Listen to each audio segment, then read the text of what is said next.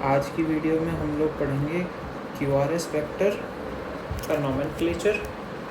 उसके बाद हम ये पढ़ेंगे कि जो चेस लीड्स हैं उसमें रीडिंग कैसे आती है, कि कौन सी चेस लीड में कैसी रीडिंग आती है।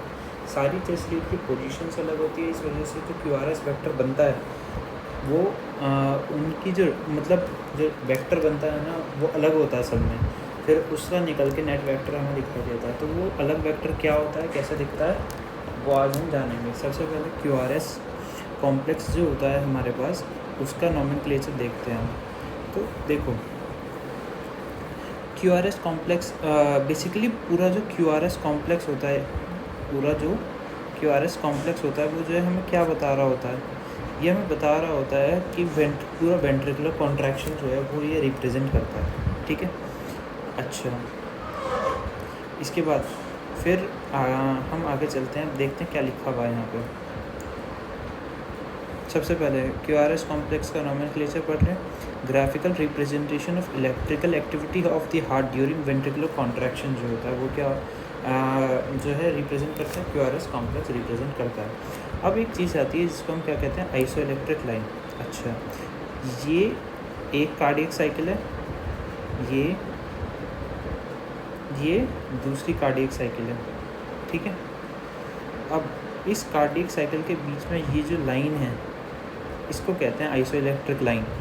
आइसोइलेक्ट्रिक लाइन किसे कहते हैं, दो कार्डियक साइकिल के बीच में जो ये लाइन है दिख रही है ना, इसका आइसोइलेक्ट्रिक लाइन कह देते हैं। आइसोइलेक्ट्रिक क्यों कहते हैं, आइसोइलेक्ट्रिक मतलब यहाँ पे कोई भी इलेक्ट्रिकल एक्टिविटी नहीं हो रही, तो इस लाइन को आइसोइलेक्ट्रिक कहते हैं। अच्छा, फिर एक क्वेश्चन आता है कि ये वाली और जो ये वाली लाइन है इनको आइसोइलेक्ट्रिक लाइन क्यों नहीं कहते, क्योंकि अगर कोई भी बीमारी हुई, हार्ट से रिलेटेड कोई भी पैथोलॉजिकल कंडीशन हुई, तो ये गैप जो है वो चेंज हो सकता है। ठीक है, इस वजह से इनको आइसोइलेक्ट्रिक लाइन नहीं कहते। अच्छा क्या आइसोइलेक्ट्रिक लाइन क्या होती है आपकी, between T and P wave. T and P wave के बीच में जो है वो आइसोइलेक्ट्रिक लाइन, जिसको हम TP सेगमेंट भी कह देते हैं, कोई हार्ट की इलेक्ट्रिकल एक्टिविटी नहीं होती। अच्छा, PR और ST segment can not be changed during some pathological condition है, इसलिए उनको आइसोइलेक्ट्रिक नहीं कहते। ठीक है, अब जो हम नोमेनक्लेचर करने वाले हैं हम आपके QRS सेगमेंट का, उसका नोमेनक्लेचर जो है वो किस किस चीज़ों पे डिपेंड करता है, वो 3 चीज़ों पे डिपेंड करता है। ठीक है, सबसे पहली चीज़ जो होती है वो डायरेक्शन क्या है, डायरेक्शन उसकी नेगेटिव है या डायरेक्शन उसकी पॉजिटिव है, वो इस पर डिपेंड करता है। फिर उसके बाद डिपेंड करता है कि position of the wave in the complex क्या है, मतलब क्या उस वेव से पहले भी कोई पॉजिटिव वेव हो चुकी है या उस वेव से पहले कोई नेगेटिव वेव हो चुकी है, वो उस पर डिपेंड करता है। फिर इसके बाद तीसरा जो है किस पर डिपेंड करता है, एम्पलीट्यूड। एम्पलीट्यूड का मतलब क्या उसका एम्पलीट्यूड कम है या उसका एम्पलीट्यूड ज़्यादा है। ठीक है, तो इस पर डिपेंड करता है। ठीक है, फिर हम आगे चलते हैं। अब हम पूरे इसके रूल्स पढ़ेंगे, rules for nomenclature of QRS segment. ठीक है,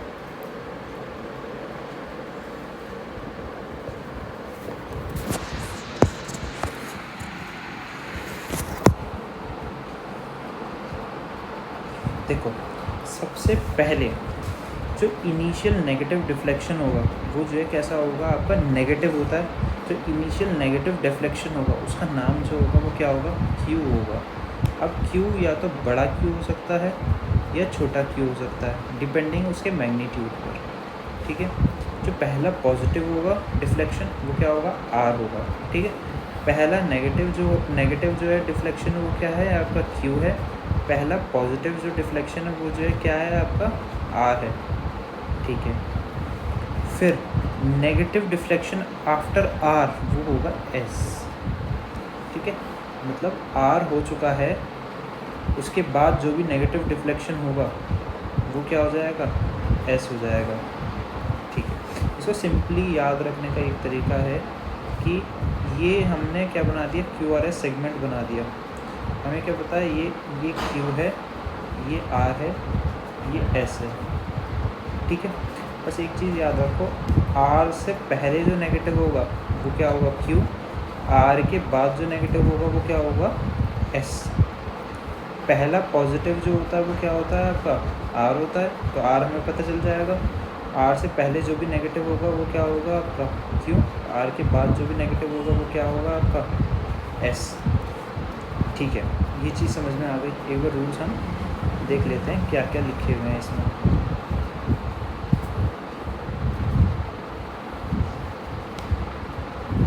ठीक है, सेकंड पॉजिटिव आफ्टर आर जो होगा वो क्या होगा आपका आर प्राइम, और सेकंड नेगेटिव जो होगा वो क्या होगा एस प्राइम होगा। ठीक है, अगर एक ग्राफ, जो हम ग्राफ पेपर बनाते हैं, ग्राफ पेपर होता है उसमें ऐसे ऐसे बॉक्स होते हैं ना, बड़े बड़े बॉक्स होते हैं, फिर इन बॉक्सेस के अंदर जो है 10 छोटे छोटे बॉक्स होते हैं। तो अगर कोई भी वेव जो है ना ये तीनों बड़े बॉक्स को कवर कर रही है तो वो वेव कैपिटल के लायक मानी जाएगी, मतलब बड़ी वेव मानी जाएगी। तो अगर इसका नॉमेनक्लेचर होगा तो फिर ये बड़ा होगा। लेकिन अगर कोई भी वेव जो है इससे छोटी है, ऐसी है या ऐसी है, तो वो जो है छोटी मतलब स्मॉल होगी। ठीक है, अब एग्जांपल्स देखते हैं। ये वही चीज़ होगी, नेगेटिव वेव बिफोर आर जो है वो क्यू होती है और नेगेटिव वेव आफ्टर आर जो होती है वो एस होती है। ठीक है, अब इसके बाद फिर हम आगे चलते हैं। तो ये हमारा typical Q R S segment होता है। अब देखो इसको देखते हैं ज़रा, इसमें क्या है, पहला पॉजिटिव जो होता है वो क्या होता है आर होता है, पहला नेगेटिव जो होता है वो क्या होता है एस होता है। पहला पॉजिटिव जो होता है वो क्या होता है आर, और पहला नेगेटिव क्या होता है एस होता है। फिर उसके बाद दूसरा पॉजिटिव जो होगा वो क्या होगा आर प्राइम होगा। इसके बाद अगर ये इनकी बात करें कि ये कैपिटल स्मॉल की, तो फिर कैपिटल स्मॉल जो है वो किस पे डिपेंड करता है मैग्नीट्यूड, तो इसका मैग्नीट्यूड सबसे बड़ा है तो ये, इसलिए एस जो है वो कैसा है कैपिटल है। ठीक है, इसकी बात करते हैं। तो पहला पॉजिटिव जो है वो कैसा है, पहला पॉजिटिव जो होता है वो क्या होता है आर होता है। ठीक है, तो पहला पॉजिटिव क्या हो गया आर, पहला नेगेटिव जो होता है वो क्या होता है आपका, पहला नेगेटिव होता है एस, लेकिन आर के बाद जो नेगेटिव होगा वो जो है क्या होगा एस होगा। ठीक है, एस है, यहाँ पे भी एस इसलिए लिखा गया क्यों, क्योंकि वो पहले आर के बाद नेगेटिव था। मैंने बताया क्या कि भाई आर है, अगर आर से पहला पॉजिटिव क्या होता है आर होता है, आर से पहले अगर नेगेटिव है तो वो क्या है आपका क्यू है, और आर के बाद नेगेटिव है तो फिर वो जो है क्या है आपका एस है। ठीक है, अब इस तरीके से अगर हम ये सारे देखते हैं एग्जाम्पल्स, ये भी समझ में आ गया हमें, ये दोनों एग्जाम्पल समझ में आ गए। इसके बाद फिर हम आगे चलते हैं। यहाँ पे पहला नेगेटिव क्यू, पहला पॉजिटिव आर, आर के बाद नेगेटिव एस, स्मॉल कैपिटल समझ में आ चुका है। पहला पॉजिटिव आर, आर के बाद नेगेटिव एस, वापस पॉजिटिव आर। ठीक है, ठीक है, ऐसे ही ये वाला एग्जाम्पल भी हो जाएगा। अब यहाँ जो है कितनी वेव बन रही हैं, यहाँ पे 3 वेव बन रही हैं, 1 2 3। तो ये 3 वेव है तो इसे ट्राईफेजिक कहते हैं। यहाँ देखो पहला नेगेटिव जो होता है वो क्या होता है क्यू होता है, फिर जो होता है वो क्या होता है पॉजिटिव जो होता है पहला वो आर होता है। पहला नेगेटिव क्यू है, पहला पॉजिटिव आर है, पहला नेगेटिव क्यू है, पहला पॉजिटिव आर है। एम सब में चेंज हो रहा है ना, कोई स्मॉल है कोई कैपिटल है, वो समझ में आ गया ना। जिसका मैग्नीट्यूड अगर छोटा है वो जो है क्या होगा आपका स्मॉल होगा, और जिसका मैग्नीट्यूड बड़ा है वो कैपिटल होगा। ठीक है, अब यहाँ पे सिर्फ 2 वेव हैं तो इसलिए इन्हें बाईफेजिक वेव और बाईफेजिक कॉम्प्लेक्स कह देते हैं। जैसे इसमें सिर्फ ये दिया हुआ है तो ये क्या है, एक ही पॉजिटिव है तो आर है।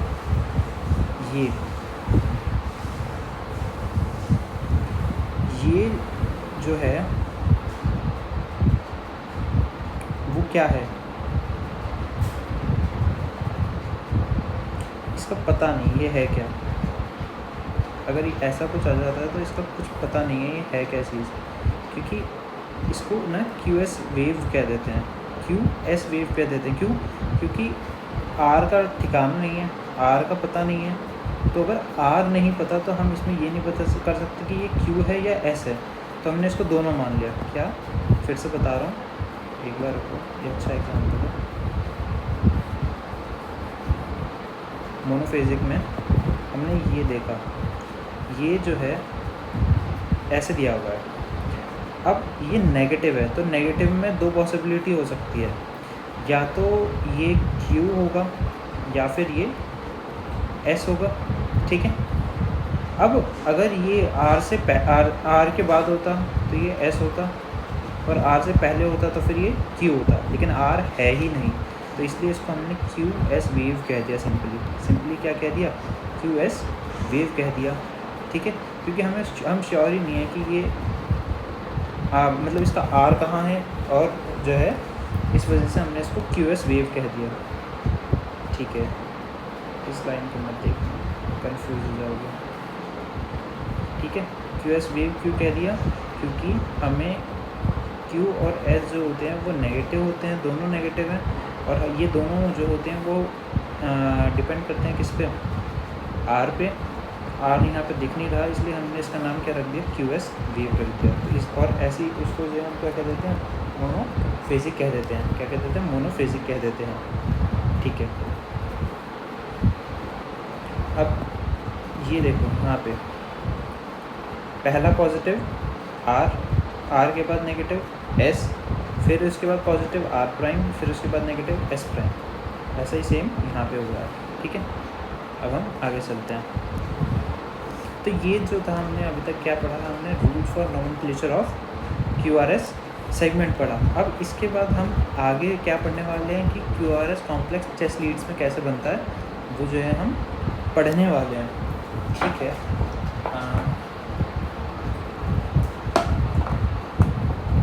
QRS सेगमेंट जो होता है ना, जो QRS कॉम्प्लेक्स होता है, वो मेजरली क्या रिप्रेजेंट करता है, वो जो है आपका वेंट्रिकुलर कॉन्ट्रैक्शन रिप्रेजेंट करता है, ठीक है। अब हमने मान लिया कि ये हमें जो है वेंट्रिकल जो है ना, वेंट्रिकल का पार्ट दिया हुआ है नीचे से, और ये हमने काट रखा है, ठीक है। वेंट्रिकल निकाल रखे हैं, यहाँ ऐसे कर दोगे अगर, तो ये एट्रियम है ऊपर, और ये पूरे वेंट्रिकल हैं, ठीक है। ये एट्रियो वेंट्रिकुलर नहीं, ये इंटरवेंट्रिकुलर सेप्टम है, यहाँ इंटरवेंट्रिकुलर सेप्टम है पूरा, ये पूरा क्या है, इंटरवेंट्रिकुलर सेप्टम है, ठीक है। अब मैं चीज़ें एक्सप्लेन करना शुरू करता हूँ। यहाँ पे ये जो चीज़ दिया हुआ है, ये चीज़ जो दी हुई है, ये क्या है, एट्रियोवेंट्रिकुलर सेप्टम है। मैं पूरा एक बार एक्सप्लेन कर देता हूँ। अब ये तो समझ में आ गया, यहाँ पे ये दिया हुआ क्या है, हमने कहाँ से लेकर आए हैं ये। अब इस डायग्राम में देखते हैं। इस डायग्राम में हम वेक्टर्स मार्क करेंगे, फिर QRS कॉम्प्लेक्स बनाएंगे हर एक चेस लीड का। हमारे पास टोटल 6 चेस लीड हैं, हम 6 QRS कॉम्प्लेक्स बनाएंगे। देखो, सबसे पहले ये AV नोड है, ऐसे नोड से AV नोड तक आ गया, हमारा सिग्नल आ चुका है। ये क्या है, bundle of S. Bundle of S के बाद जो है फिर हमारे बंडल फाइबर शुरू हो जाएंगे, ठीक है। अब एक चीज़ होती है क्या, जो left part of the septum होता है ना, ये लेफ़्ट पार्ट है, ये राइट पार्ट है।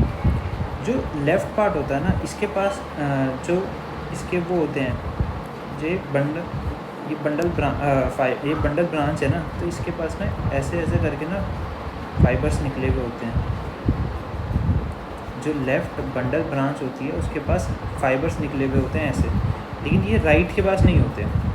तो ये होते हैं, ये अब होते हैं, तो इनका फ़ायदा क्या होता है कि जो left part of the septum है, जो left part of the septum है, अगर मैं खाली सेप्टम यहाँ पे बनाऊँ, तो जो left part of the septum है उसका डीपोलराइजेशन पहले होगा, ठीक है। इसका डीपोलराइजेशन जो है वो इनके वजह से पहले होगा एज़ कम्पेयर टू राइट। तो अगर मान लो इस पॉइंट को मान लूँ मैं, तो इस पॉइंट का डीपोलराइजेशन पहले हो रहा है, तो ये डीपोलराइजेशन कैसे स्प्रेड होगा, ये ऐसे स्प्रेड होगा। ये डीपोलराइजेशन ऐसे ही तो स्प्रेड होगा, हर पॉइंट से स्प्रेड होगा यहाँ पे, ठीक है। तो इस डीपोलराइजेशन के स्प्रेड होने की डायरेक्शन जो है वो क्या है, इस तरफ है, फ्रॉम लेफ़्ट टू राइट, ठीक है। तो ये क्या है, सेप्टम था ये क्या है, सेप्टम है। तो इसके स्प्रेड होने की डायरेक्शन जो है वो क्या है, फ्रॉम लेफ़्ट टू राइट है। अब इस चीज़ को एक बार डायग्राम में वापस समझते हैं, डायग्राम में कैसे मार्क किया हुआ है।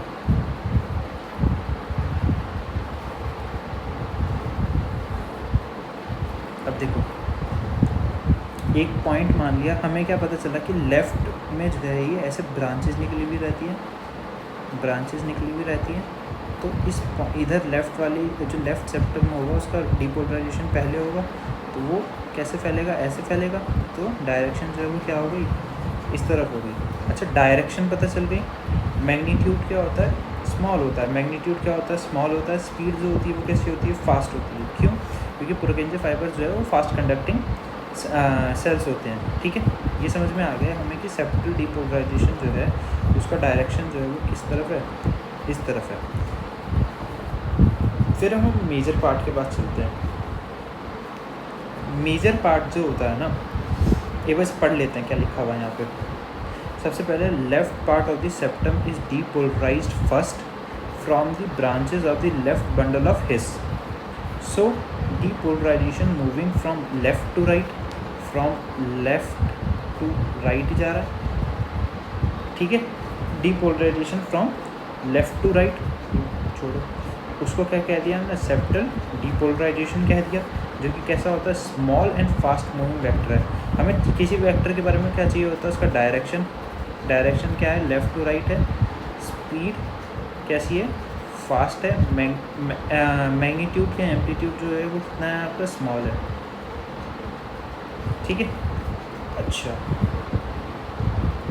ठीक है, ये चीज़ समझ में आ गई हमें, ठीक है। फिर हम अब आगे चलते हैं। अब क्या हुआ कि यहाँ तक पहुँचा, डीपोलराइजेशन यहाँ पहुँचा, ठीक है।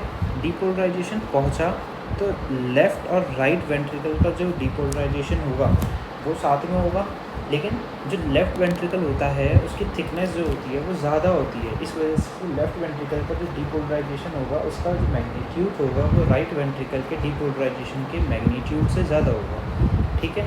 क्या, depolarisation of the left ventricle का एम्पलीट्यूड जो होगा, मैग्नीट्यूड जो होगा वो जो है ज़्यादा होगा राइट वेंट्रिकल से। क्यों, क्योंकि उसकी थिकनेस जो है वो ज़्यादा है, ठीक है। अब देखो, अब यहाँ पे ये पूरी ब्रांचेस आई, अब ये डीपोलराइजेशन करेंगी, ठीक है। तो जो नेट डीपोलराइजेशन की डायरेक्शन आएगी लेफ़्ट वेंट्रिकल के लिए वो आती है यहाँ पर। कहाँ आती है वो, यहाँ पर आती है, ठीक है। और इसी तरह से सेम वे में जो राइट वेंट्रिकल की डीपोलराइजेशन होगी, ठीक है, ये डीपोलराइजेशन हो रही है, तो जो नेट डीपोलराइजेशन आएगी वो जो है इस डायरेक्शन में आएगी, ठीक है। अब लेफ़्ट और राइट वेंट्रिकल की डीपोलराइजेशन का नेट जो है वो आ गया, ये राइट का आ गया, ठीक है, ये राइट का आ गया और ये लेफ़्ट का आ गया। इन दोनों का नेट जो है वो किस तरफ आएगा। पहली चीज़ ये समझो कि जो लेफ़्ट वेंट्रिकल का डीपोलराइजेशन है उसका मैग्नीट्यूड जो है वो ज़्यादा है राइट वेंट्रिकल से, ठीक है। तो अगर हम डायरेक्शन के बारे में बात करेंगे तो जो नेट वेक्टर का डायरेक्शन होगा वो हल्का सा टिल्टेड टुवर्ड्स द लेफ़्ट होगा। तो इस वजह से जो आता है डायरेक्शन वो ये आता है, जो डायरेक्शन आता है वो क्या आता है, ये आता है, ठीक है। इसका डायरेक्शन क्या है, फ्रॉम राइट टू लेफ़्ट है। क्या है, फ्रॉम राइट टू लेफ़्ट है, ठीक है। मैग्नीट्यूड जो है बहुत बड़ा है, मैग्नीट्यूड बहुत ज़्यादा है, डायरेक्शन हो गया स्पीड फास्ट है। अब देखो, ये तो हमें लेफ़्ट और राइट वेंट्रिकल के लेफ़्ट और राइट वेंट्रिकल की डीपोलराइजेशन की डायरेक्शन पता चल गई।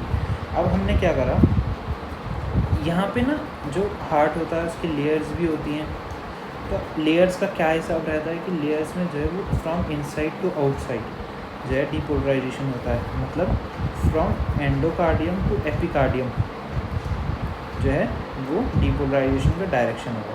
ठीक है, वो चीज़ समझ में आ गई। अब देखते हैं यहाँ पर क्या लिखा हुआ है।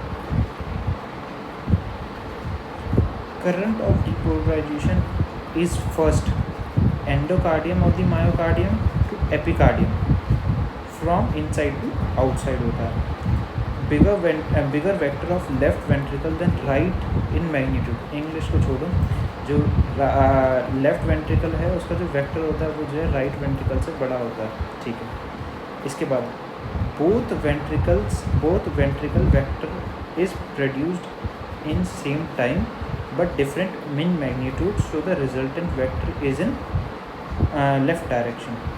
ठीक है, ये जो दिखाया हुआ हल्का सा लेफ्ट की तरफ है, ये चीज़ समझ में आ गई हमें। अब हम चेस्ट लीड्स लगाएंगे।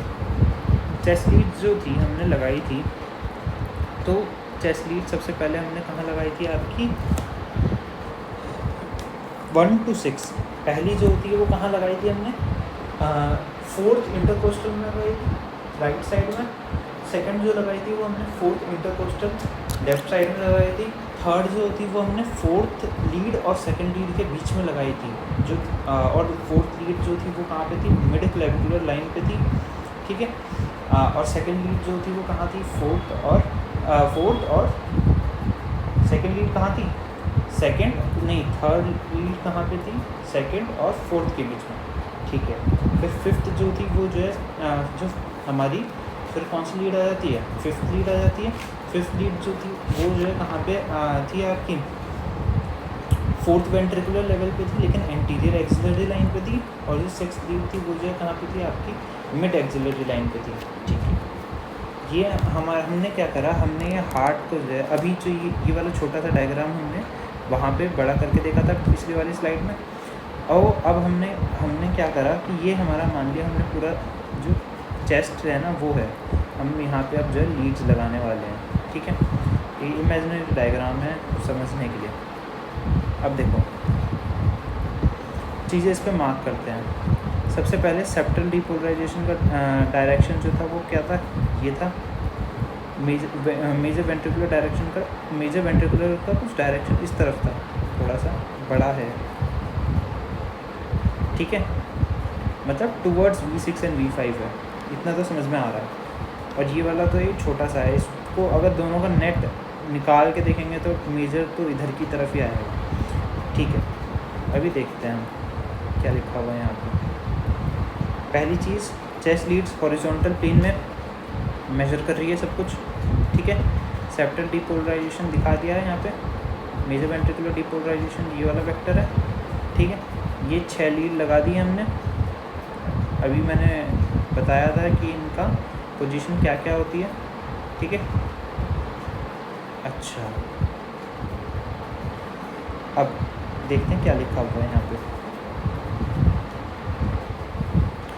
V6। अब एक चीज़ देखो, सबसे पहली चीज़ ये देखो कि V6 के बारे में अगर हम बात करें, V6 का मतलब जो 6th लीड है इसके बारे में अगर हम बात करेंगे तो V6 मेजर वेंट्रिकुलर डिपोलराइजेशन, इसका मतलब ये राइट है ये लेफ़्ट है।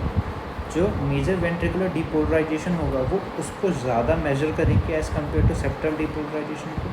इसका मतलब क्या है, जो भी वेव राइट की साइड आ रही है 6th लीड जो है वो उसको मेजर ज़्यादा करेगी। ठीक है, इतना तो समझ में आ चुका है। अच्छा, अब देखो पहले क्या है कि V6 is measuring depolarisation more leftward than होगा यहाँ पे देन राइटवर्ड। ठीक है, मतलब जो भी डिपोलराइजेशन लेफ़्ट साइड पे आ रहा है तो V6 उसको मेजर करेगी, ऑब्वियस स्टेटमेंट है। ठीक है, अब all leads will have different QRS complex. क्यों?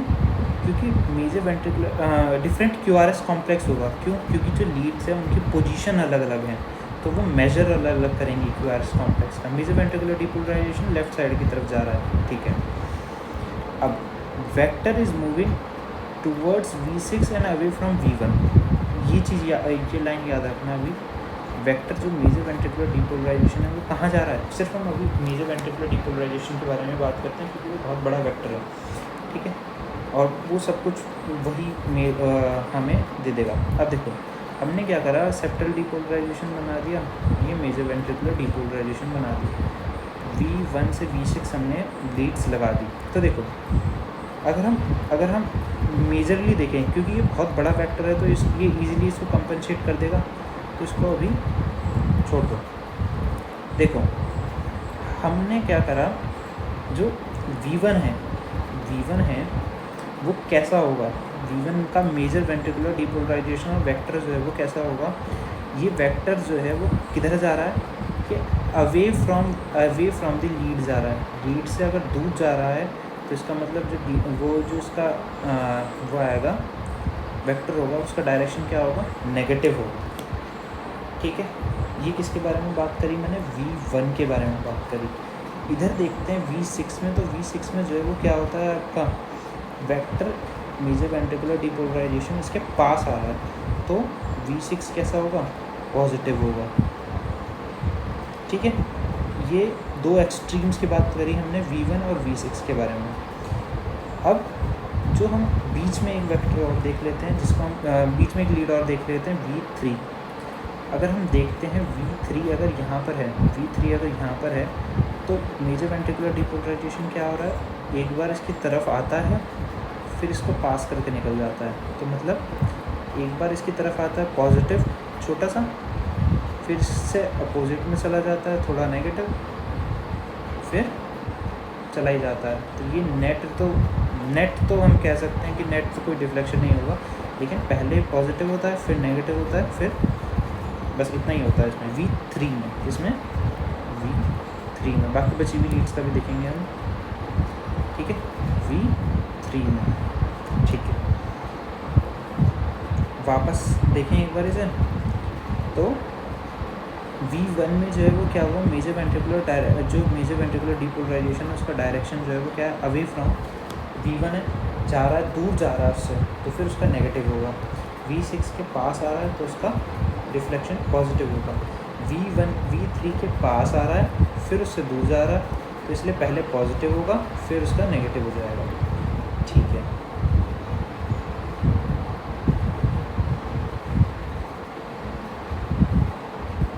देखते हैं यहाँ पे क्या क्या लिखा है। अब देखो असली बनाते हैं हम, चलो इन दोनों वेक्टर्स को लेकर जो है एक सेगमेंट बनाते हैं, QRS सेगमेंट बनाते हैं। तो देखो सेप्टल डीपोलराइजेशन जो है वो पहले होता है, हमें पता है, और वो जा रहा है किसके, V1 के लिए बना रहे हैं हम पहले किसके लिए बना रहे हैं, V1 के लिए। तो V1 के लिए क्या होगा, सेप्टल डीपोलराइजेशन V1 की तरफ जा रहा है, तो सेप्टल डीपोलराइजेशन V1 की तरफ जा रहा है, पॉजिटिव, डायरेक्शन पता चल गया, मैग्नीट्यूड स्मॉल होता है। ठीक है, पॉजिटिव। इसके बाद मेजर वेंट्रिकुलर डीपोलराइजेशन दूर जा रहा है, मैग्नीट्यूड बहुत ज़्यादा नेगेटिव होएगा।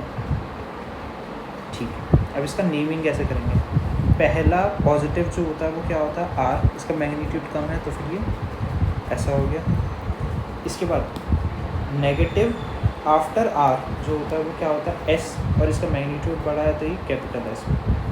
ये किसके लिए होगा, V1 के लिए होगा। अब V6 के लिए इसका उल्टा होगा, V6 में major ventricular depolarisation away from V6 जा रहा है, तो अभी जा रहा है तो हल्का सा नेगेटिव, नहीं सेप्टल डीपोलराइजेशन जो है वो कहाँ जा रहा है, सेप्टल डीपोलराइजेशन जो है वो कहाँ जा रहा है आपका, अवे जा रहा है तो थोड़ा सा नेगेटिव। इसके बाद मेजर वेंट्रिकुलर डीपोलराइजेशन जो है वो कहाँ जा रहा है, टूवर्ड्स, उसका मैग्नीट्यूड बहुत ज़्यादा है, ऐसा बनेगा। अब इसका नोमेनक्लेचर करते हैं तो फिर क्या होगा, पहला नेगेटिव जो होता है वो क्या होता है आपका Q, पहला पॉजिटिव जो होता है वो क्या होता है R। ठीक है, ये V1 और V6 का हमने कर दिया, बाकी का भी करते हैं। ठीक है, अच्छा अब देखो क्या लिखा हुआ है भाई, R जो है वो क्या रिप्रेजेंट कर रहा है, सेप्टल डीपोलराइजेशन रिप्रेजेंट कर रहा है। ठीक है, यहाँ पे Q जो है वो क्या रिप्रेजेंट कर रहा है, सेप्टल डीपोलराइजेशन रिप्रेजेंट कर रहा है। ठीक है, अब अगर हम एक चीज़ देखें ना, तो यहाँ R जो है वो इतना छोटा सा है V1 में, लेकिन अगर हम V6 में देखें तो R बहुत बड़ा हो गया। तो इसका मतलब क्या है कि जो R है वेव है, वो जो है इंक्रीज हो रही है जब हम V1 से लेके V6 की तरफ जा रहे हैं, ठीक है, V1 से V6 की तरफ जा रहे हैं, ठीक है।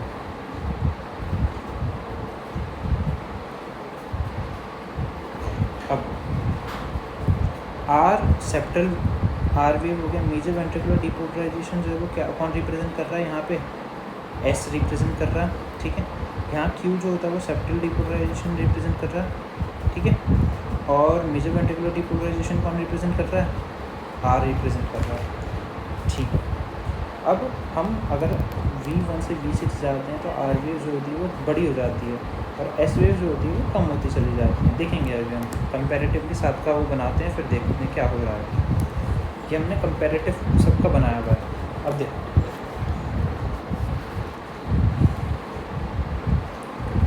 हमने एक ये आइसोइलेक्ट्रिक लाइन ले ली, हमने V1 का बनाया था, मेजर वेंट्रिकुलर डिपोलराइज सबसे पहले सेप्टल जो है उसके सबसे पहले मैं बनाता हूँ, एक बार बना के दिखाता हूँ, सबके बना के दिखाता हूँ, फिर हम इस डायग्राम को देखेंगे। सबसे पहले हमने क्या करा, हमने V1 ले लिया। V1 जो होता है वो क्या करेगा, उसमें सबसे पहले सेप्टल डिपोलराइजेशन जो है वो कहाँ जा रहा है आपका, सेप्टल डिपोलराइजेशन जो है वो कहाँ जा रहा है आपका, टुवर्ड्स द V1 जा रहा है, लेकिन उसका मैग्नीट्यूड क्या है, स्मॉल है। और जो मेजर वेंट्रिकुलर डिपोलराइजेशन है उसका डायरेक्शन अपोजिट में है, तो इस वजह से ऐसी वेव बनी। नॉमेनक्लेचर सब कर सकते हैं कोई, लेकिन फिर भी कर देते हैं। नॉमेनक्लेचर क्या होगा, पहला पॉजिटिव जो होता है वो क्या होता है, आर, ये स्मॉल है इस वजह से स्मॉल हो गया। पहला नेगेटिव जो होता है वो क्या होता है, आर के बाद एस होता है, ठीक है। इसके बाद फिर हम V2 के बारे में बात करते हैं। V2 में सेम चीज़ हो रही है, लेकिन V2 की पोजीशन जो है वो अलग है। इस वजह से हमें एक चीज़ पता है कि जो R है वो इंक्रीज़ हो रहा है और S जो है वो डिक्रीज़ हो रहा है। तो V2 कुछ ऐसा बनेगा जिसमें R थोड़ा सा बड़ा होगा और S जो है वो थोड़ा सा कम हो जाएगा, ऐसा होगा। फिर V3 जो होगा, V3 ऐसा आ जाएगा कि इसमें R और S इक्वल से आ जाएंगे। V4 में भी सेम ऐसा ही हो जाएगा लगभग कि R और S इक्वल से आ रहे हैं। तो ये V3 और V4 में इक्वल R और S आते हैं ना, तो ये जो फेज़ होता है, ये दोनों फेज़ जो होते हैं इसको ट्रांजिशन जोन कह देते हैं। ट्रांजिशन जोन कहते हैं इस जोन को, ट्रांजिशन जोन कहते हैं किसको, V3 को और V4 को, ठीक है। सब में ये ऐसे ही दिखाई देता है, ठीक है। अब एक बढ़िया चीज़ देखो, V3 और V4 को हमने ट्रांजिशन जोन कह दिया। अब हम आए V5 और V6 पे। V6 हमने बनाया था, पहले V6 बनाते हैं। V6 में क्या हो रहा है, सेप्टल डिपोलराइजेशन उससे थोड़ा सा दूर जा रहा है और मेजर वेंट्रिकुलर उसके पास आ रहा है, ठीक है। तो ये क्या हो गया, V6 हो गया।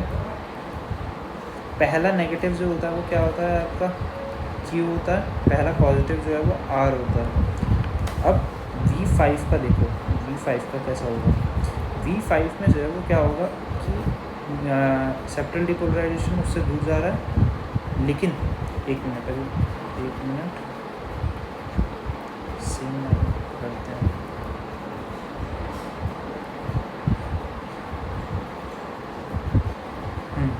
V5 का देखना, V5 में क्या हो रहा है, सेप्टल डिपोलराइजेशन जो है उससे थोड़ा सा दूर जा रहा है, ठीक है।